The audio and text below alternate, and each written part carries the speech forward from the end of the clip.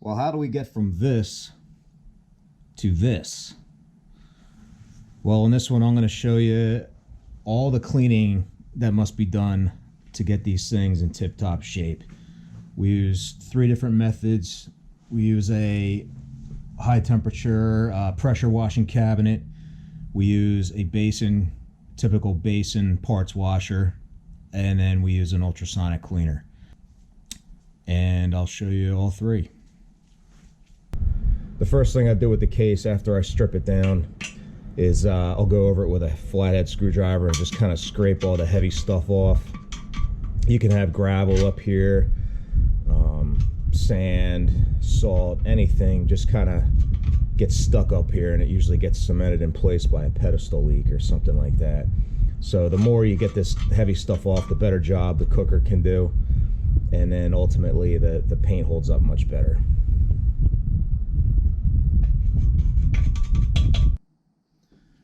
All right, we got the case back inside the shop here. It's set up in the cooker. I cook them 2 ways. I do them like this, standing up on its end. I have a little thing I made that holds it up to keep it from tipping over. And then I flip it over and do it the other way. Inside here, there's 20-some high-pressure spray nozzles that beam the case with 170 degrees soapy water. And that's how you get them clean. The case is fully stripped, except for the vent fitting. I'll usually leave those unless they're disintegrated. If they're disintegrated and need to be replaced, I'll pop it out and put a new one in. So off we go.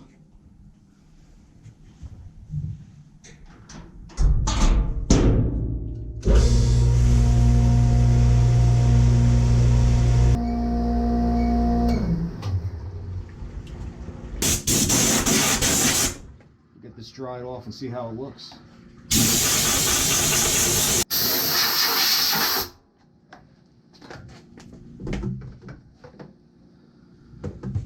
Alright, so what you're seeing here, it's still a little wet in places, but for the most part, this is an oil stain.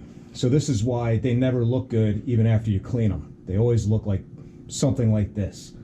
It's very rare that you'll have one that actually looks like clean aluminum after a washing. So it's clean the best I can do it. What I do is when I paint them, I use an oil-based enamel paint so that the oil that's on it is not a problem, and hopefully for the next guy who has to tear it down and rebuild it, it'll be even easier to clean because it's got more of a smooth coating on it than a rough textured aluminum.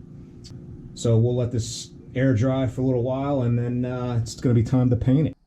Now over here is a typical basin style cleaner with solvent. This is what we use to clean all the internals. The pump and the control bodies are cleaned separately, but all the internals get cleaned here. These are all cleaned. They're just drip drying in here. If I want to inspect something other than a hard part, like sometimes I like to look at the intermediate one-way sprags, I'll put that in here to get it cleaned. But basically this is how the internals all get cleaned. Over here is where we clean all the control bodies and all their internals, the little springs and valves and everything. They get an ultrasonic bath. If ever they're too dirty, like really dirty, like this, they go into the cooker first to get the bulk of that off before they go into here.